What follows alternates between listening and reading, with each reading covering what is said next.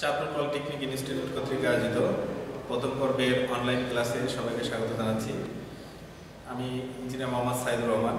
আমি refrigeration and condition ডিপার্টমেন্টের instructor হিসেবে আছি।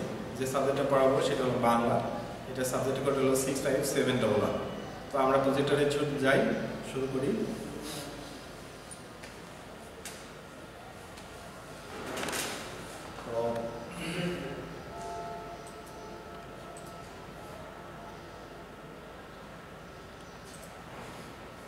গতদিনে আমরা অনেকগুলো বিষয় আলোচনা করছিলাম, তো সেগুলোর যে আঞ্চলিক যে উপভাষা আছে সেটা একটু রিভিউ দিয়ে আসে।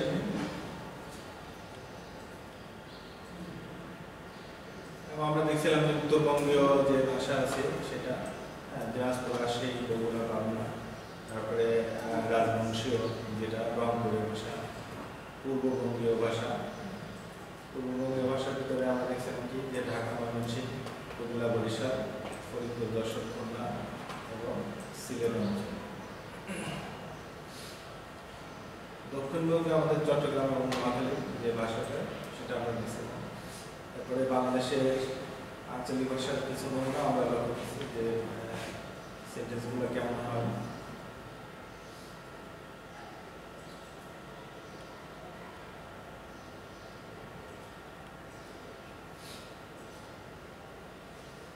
আজকে আমরা দেখবো যে আঞ্চলিক ভাষার ধ্বনিগতের বৈশিষ্ট্য। আধুনিক কথ্য বা আঞ্চলিক বাংলার যে শব্দে র ধ্বনি আছে উত্তরবঙ্গের আঞ্চলিক ভাষায়, সেই সব শব্দে র ব্যবহৃত হয়। এটা বয়শূন্য র যেটা আছে এটা বয়শূন্য র ব্যবহৃত হবে। আধুনিক বাংলা, আঞ্চলিক বাংলা যে শব্দে বয়শূন্য র ধ্বনি আছে, আধুনিক কথ্য বাংলা চলিত বাংলায় আর কি। তাহলে উত্তরবঙ্গীয় আঞ্চলিক ভাষায় সেই শব্দে এই বয়শূন্য রের জায়গায় বয়শূন্য র এটা ব্যবহার করা হয়। অর্থাৎ বড় এটা না হয় এটা হবে বড়। স্বরধ্বনির ক্ষেত্রে আঞ্চলিক ভাষার এ এবং রস্বই ধ্বনির বিভ্রান্তি পরিলক্ষিত হয়। স্বরধ্বনির ক্ষেত্রে আঞ্চলিক ভাষা এ এবং রস্বই এই দুইটা ধ্বনির বিভ্রান্তি পরিলক্ষিত হয়। যেমন পাট, প্যাট, আমার, আর, তারপরে দেখলাম, দেখিলাম, যাব, যাই না। এই ক্ষেত্রে দেখা যাচ্ছে যে একা এবং ই ধ্বনি, এ এবং ই ধ্বনির বিভ্রান্তি পরিলক্ষিত হচ্ছে।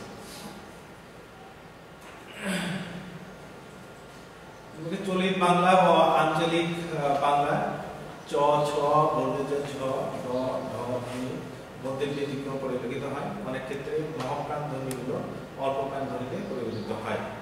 যেমন ভালো অল্পপ্রাণ ধ্বনিতে পরিবর্তিত হয়। অনেক ক্ষেত্রে মহাপ্রাণ ধ্বনিগুলো অল্পপ্রাণ ধ্বনিতে পরিবর্তিত হয়। বালা, তারপরে ঝিঙে, জেঙ্গা, রাধুনি, এটা হলো রাধুনি, গর্ভ, গর্ব, ঘুমাতে, এটা হলো ঘুমাতে ইত্যাদি। এই ক্ষেত্রে আমরা কি দেখলাম যে বাংলা ও আঞ্চলিক বাংলা চ, ছ, বর্গীয় জ, ঝ, ড এবং ঢ ধ্বনির মধ্যে কিছু ব্যতিক্রম। আঞ্চলিক ভাষার কোনো ক্ষেত্রে বিশেষত বরিশাল অঞ্চলে মন্তেশ্বর ধ্বনি হ ধ্বনিতে পরিবর্তিত হয়। যেমন শালা, এটা হলো কি হালা। তারপরে মুরগি, এটা হলো মুরহা।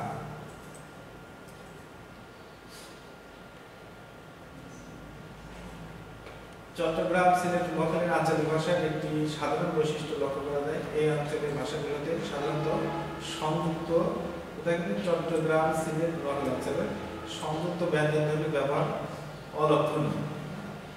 যেমন চমৎকৃত আচরণ, সিলেটে বৃষ্টি এবং মেঘ, চট্টগ্রামে শ্বশুর, তারপরে বাংলা, এটা হলো ব্রাহ্মণ। অকারের ও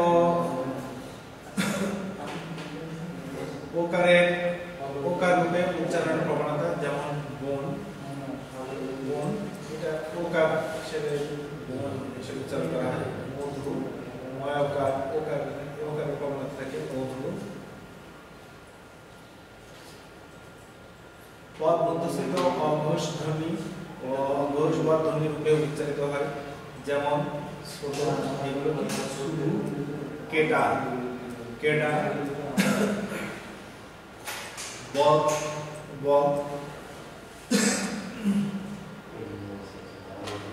তালবস্য এই মূর্ধন্য মো এবং মো এর হয় রূপে উচ্চারণ রীতি, যেমন সে, শালা, শালা শালা, সে না এটা হে।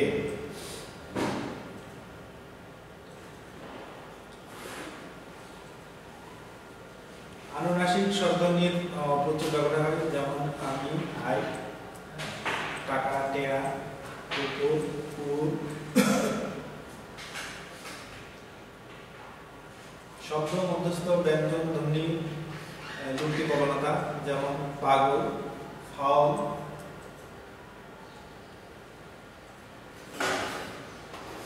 আঞ্চলিক ভাষার মৌলিক বৈশিষ্ট্য, অঞ্চল বিশেষে সাধারণ মানুষের মুখের ভাষা। আঞ্চলিক ভাষা বিভিন্ন অঞ্চলের মানুষের মুখের ভাষা বিভিন্ন রকম।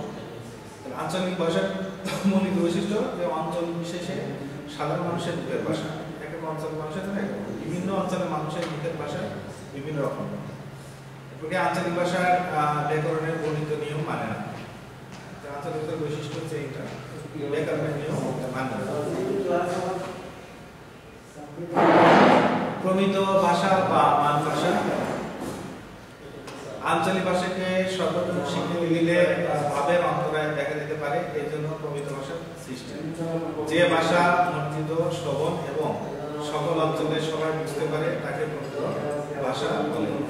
যেমন বিষয়টি কি বোঝাই না, এর প্রমিত ভাষার হলো বিষয়টি কি বুঝতে পেরেছ। প্রমিত ভাষার আরেক নাম মান ভাষা। প্রমিত ভাষার বৈশিষ্ট্য, এই ভাষা দেশের শিক্ষিত ও গণিত সমাজের একটি আদর্শ ভাষা। সমসাময়িক প্রেক্ষাপটে এই ভাষাতেই সাহিত্য বেশি লেখা হয়। স্কুল, কলেজ, মাদ্রাসা তথা শিক্ষা প্রতিষ্ঠানের পাঠ্যপুস্তক এবং বিভিন্ন পত্রপত্রিকায় প্রমিত বাংলা ভাষা ব্যবহৃত হচ্ছে। তো এই ছিল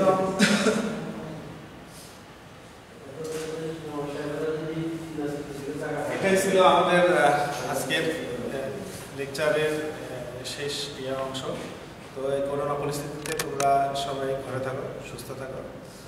আশা করি যে প্রিপারেশন ভালোভাবে নেবে। তো এই বলে শেষ করছি।